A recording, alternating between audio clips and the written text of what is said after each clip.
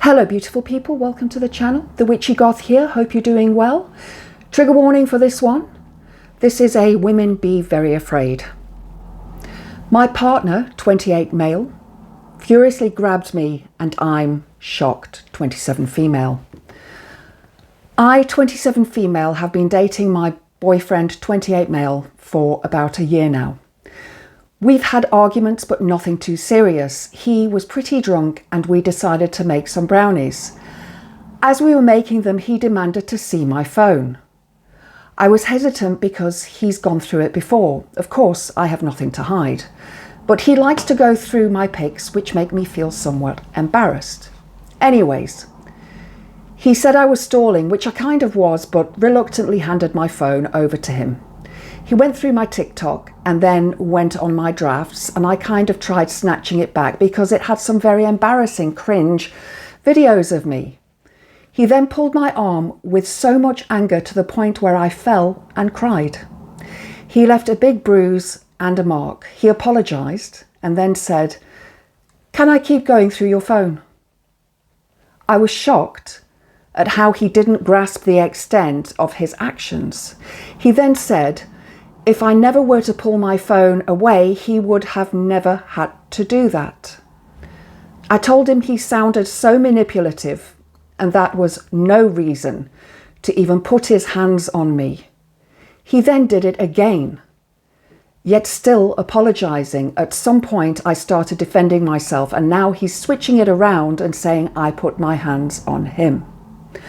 I'm in shock and don't know what to do. For sure to leave him, but I feel so numb. When I was around 7 till I was 17, my dad would physically and verbally abuse me. I'm talking about punch me in the face, lock me in dark rooms. This isn't that extreme, but I can't help but feel scared. Wow. Women who have been in abusive relationships, whether they are with a intimate partner, romantic partner, friend, or with a family member, tend to gravitate towards abusive people or partners. It is a psychological issue where the person will think that that this person's not going to do that to me. And of course, abusive people tend to hide their abuse behind the toxicity of their love bombing. So going through this,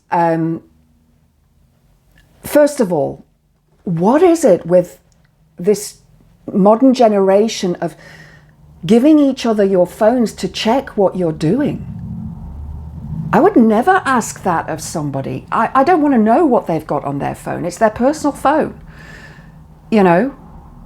If they show me something and it's by their own free will, then that's one thing. In fact, an ex of mine did that. He did it accidentally. He wanted to show me a picture of what one of my cats was doing. And when he pulled it up, there was a picture of this woman that he'd secretly taken a photograph of for him to use for his bank.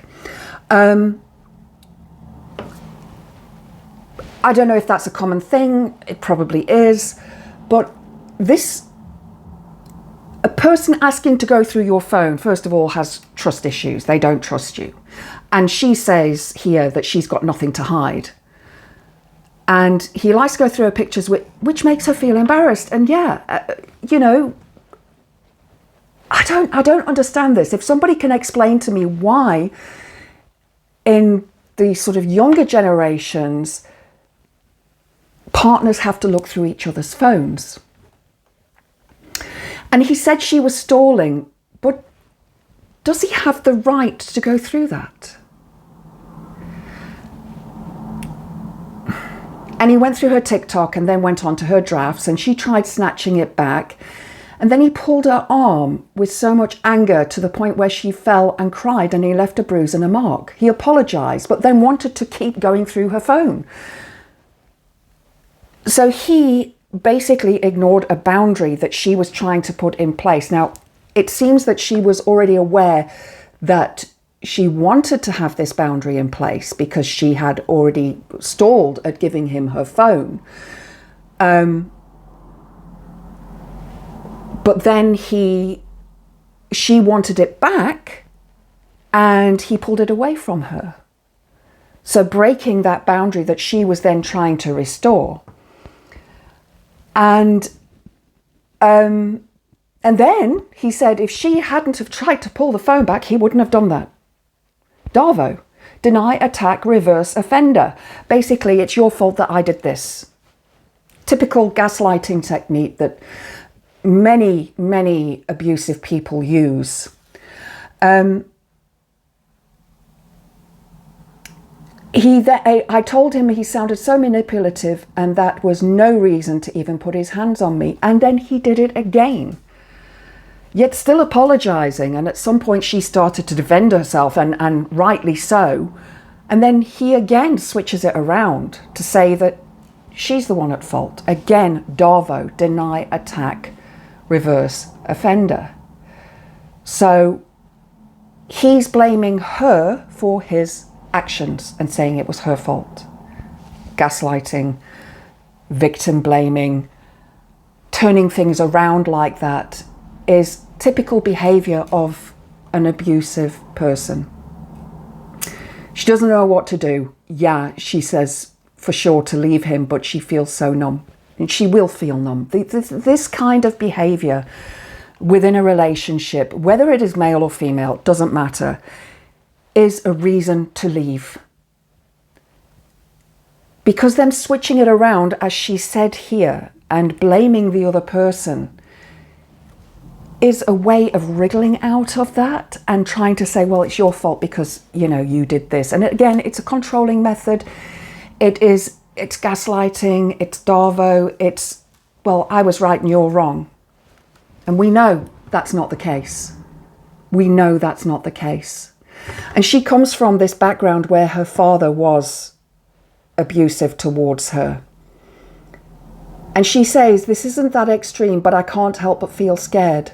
And rightly so. If this is a person who loves you, if it's your boyfriend or your girlfriend, they shouldn't be doing this. And where will it go to next time? How far will this escalate? Because it will. If they get away with it once, they'll do it again. And why? Somebody tell me, why are we allowing our partners to look through our phones? It's like reading somebody's diary. It's the same thing. It's somebody's personal object.